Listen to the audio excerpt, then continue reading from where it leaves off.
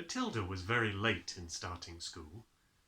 Most children begin primary school at 5 or even just before, but Matilda's parents, who weren't very concerned one way or the other about their daughter's education, had forgotten to make the proper arrangements in advance. She was 5 and a half when she entered school for the first time. The village school for younger children was a bleak brick building called Cruncham Hall Primary School. It had about 250 pupils aged from 5 to just under 12 years old. The head teacher, the boss, the supreme commander of this establishment, was a formidable middle-aged lady whose name was Miss Trunchbull. Naturally, Matilda was put in the bottom class, where there were 18 other small boys and girls about the same age as her. Their teacher was called Miss Honey, and she could not have been more than 23, 24. She had a lovely, pale, oval Madonna face with blue eyes, and her hair was light brown. Her body was so slim and fragile, one got the feeling that if she fell over, she would smash into 1,000 pieces, like a porcelain figure. Miss Jennifer Honey was a mild and quiet person who never raised her voice and was seldom seen to smile, but there's no doubt she possessed that rare gift for being adored by every small child under her care. She seemed to understand totally the bewilderment and fear that so often overwhelms young children, who for the first time in their lives are herded into a classroom and told to obey orders. Some curious warmth that was almost tangible shone out of Miss Honey's face when she spoke to a confused and homesick newcomer in the class. Miss Trunchbull, the head mistress, was something else altogether. She was a gigantic holy terror, a fierce, tyrannical monster who frightened the life out of pupils and teachers alike. There was an aura of menace about her, even at a distance, and when she came up close, you could almost feel the dangerous heat radiating from her as from a red-hot rod of metal. When she marched, Miss Trunchbull never walked. She always marched like a stormtrooper, with long strides and arms swinging. When she marched along a corridor, you could actually hear her snorting as she went. And if a group of children happened to be in her path, she ploughed right on through them like a tank, with small people bouncing off left and right. Thank goodness we don't meet many people like her in this world, although they do exist, and all of us are likely to come across at least one of them in our lifetime. If you ever do, you should behave as you would if you met an enraged rhinoceros out in the bush. Climb up the nearest tree and stay there until it's gone away. This woman, in all her eccentricities and in her appearance, is almost impossible to describe, but I shall make some attempt to do so later on. Let us leave her for the moment and go back to Matilda and her first day in Miss Honey's class. After the usual business of going through all the names of the children, Miss Honey handed out a brand new exercise book to each pupil. "You've all bought your own pencils, I hope," she said. "Yes, Miss Honey," they chanted. "Good. Now this is the very first day of school for each of you. It's the beginning of at least 11 long years of schooling that all of you are going to have to go through. And 6 of those years will be spent right here in Cruncham Hall, where, as you know, your headmistress is Miss Trunchbull. Let me for your own good tell you something about Miss Trunchbull. She insists upon strict discipline throughout the school, and if you take my advice, you will do your very best to behave yourselves in her presence. Never argue with her. Never answer her back. Always do as she says. If you get on the wrong side of Miss Trunchbull, she can liquidize you like a carrot in a kitchen blender. It's nothing to laugh about, Lavender. Take that grin off your face. All of you will be wise to remember that Miss Trunchbull deals very, very severely with anyone who gets out of line in the school. Have you got the message?" "Yes, Miss Honey," chirruped 18 eager little voices. I myself, Miss Honey went on, want to help you to learn as much as possible while you're in this class. That's because I know it will make things easier for you later on.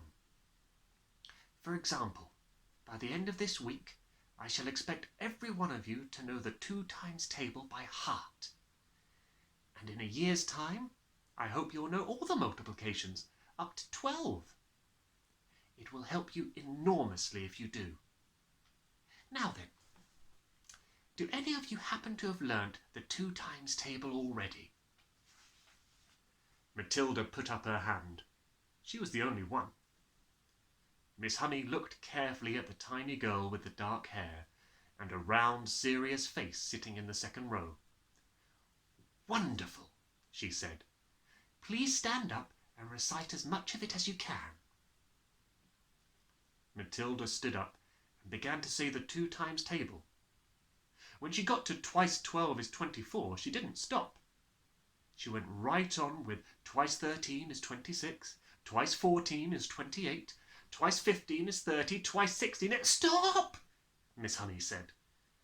She'd been listening slightly spellbound to this smooth recital, and now she said, How far can you go? How far? Matilda said. Well, I don't really know, Miss Honey. For quite a long way, I think. Miss Honey took a few moments to let this curious statement sink in. You mean, she said, that you could tell me what 2 times 28 is? Yes, Miss Honey. Well, what is it? 56, Miss Honey.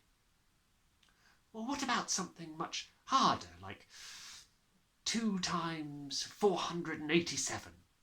Could you tell me that? I think so, yes, Matilda said. Are you sure? Why, yes, Miss Honey, I'm fairly sure. Well, what is it then? 2 times 487. 974, Matilda said immediately. She spoke quietly and politely and without any sign of showing off. Miss Honey gazed at Matilda with absolute amazement. But when next she spoke, she kept her voice level. That is really splendid, she said. But of course, multiplying by 2 is a lot easier than some of the bigger numbers. What about the other multiplication tables? Do you know any of those? I think so, Miss Honey. I think I do. Well, which ones, Matilda? How far have you got? I don't quite know, Matilda said. I don't know what you mean. Well, what I mean is, do you, for instance, know the 3 times table? Oh, yes, Miss Honey. And the 4 times? Yes, Miss Honey. Well, how many do you know, Matilda? Do you know all the way up to the 12 times table? Yes, Miss Honey. What are 12 sevens? 84, Matilda said. Miss Honey paused and leaned back in her chair behind the plain table that stood in the middle of the floor in front of the class. She was considerably shaken by this exchange, but took care not to show it. She had never come across a 5-year-old before, or indeed a 10-year-old, who could multiply with such facility.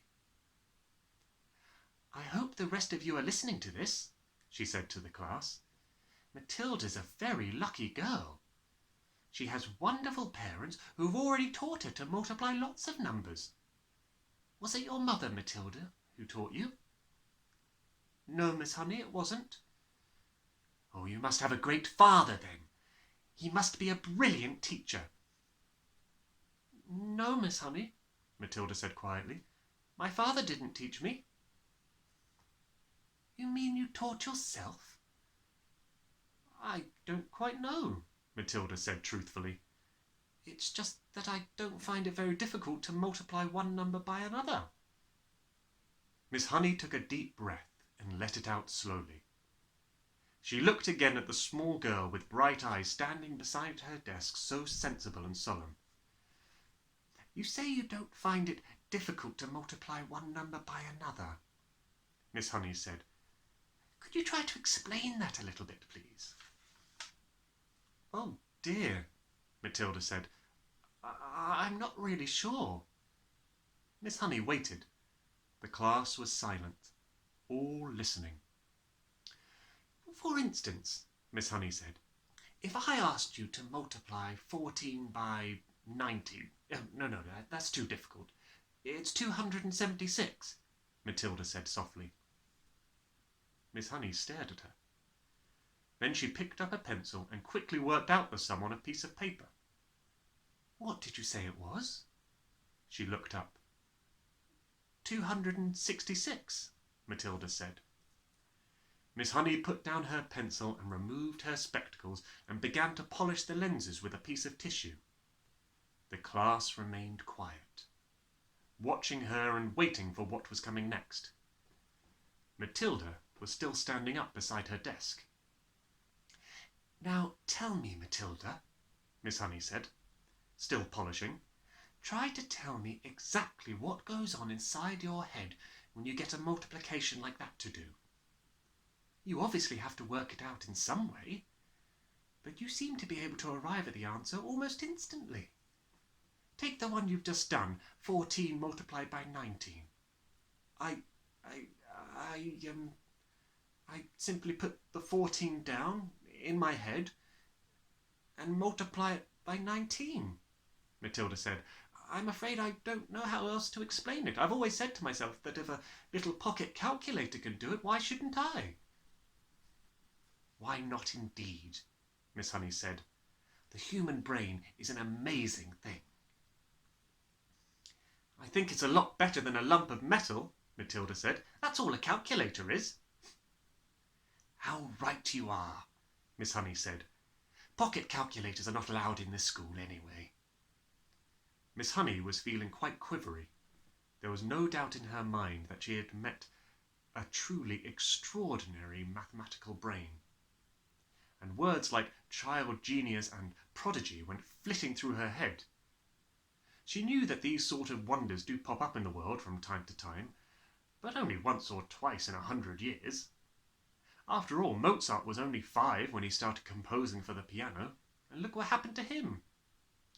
It's not fair, Lavender said. How can she do it and we can't? Don't worry, Lavender. You'll soon catch up, Miss Honey said, lying through her teeth. At this point, Miss Honey could not resist the temptation of exploring still further the mind of this astonishing child. She knew that she ought to be paying some attention to the rest of the class, but she was altogether too excited to let the matter rest. Well, she said, pretending to address the whole class, let us leave sums for the moment and see if any of you have begun to learn to spell. Hands up anyone who can spell cat. 3 hands went up.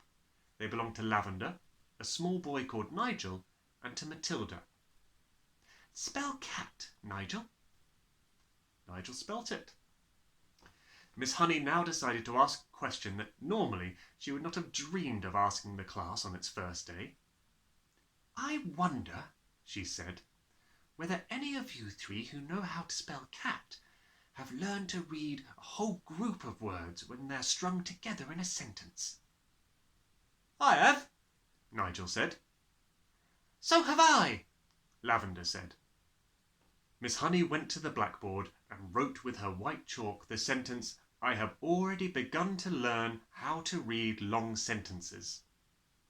She had purposely made it difficult, and she knew that there were precious few 5-year-olds who would be able to manage it. Can you tell me what that says, Nigel? She asked. Well, that's too hard, Nigel said. Lavender? The first word is I, Lavender said. Can any of you read the whole sentence? Miss Honey asked, waiting for the yes that she felt certain was going to come from Matilda. Yes, Matilda said. Go ahead, said Miss Honey. Matilda read the sentence without any hesitation at all.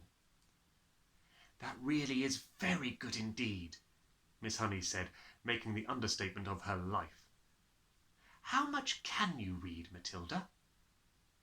"I think I can read most things, Miss Honey," Matilda said, "although I'm afraid I can't always understand the meanings."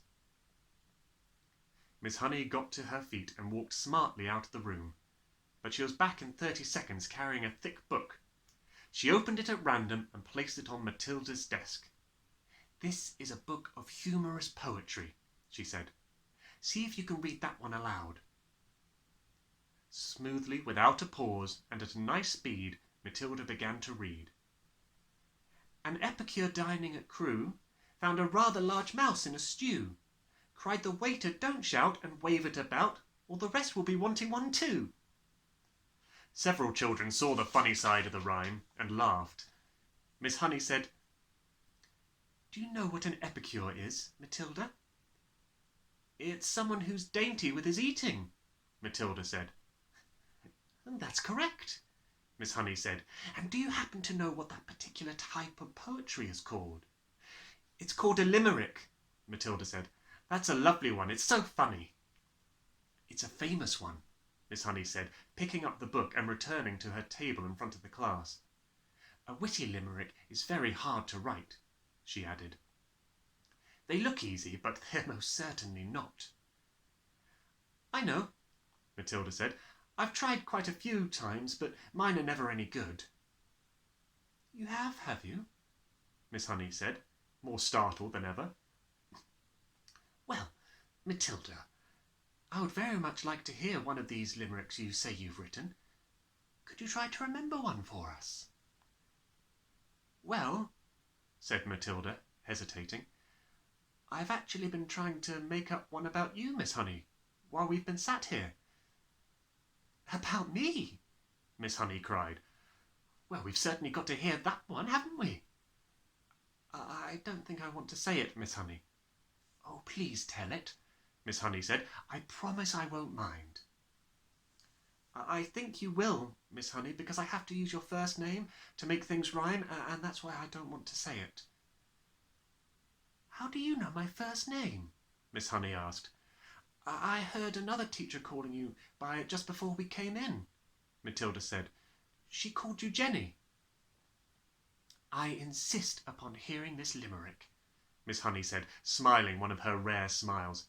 "Stand up and recite it." Reluctantly, Matilda stood up very slowly and very nervously and recited her limerick.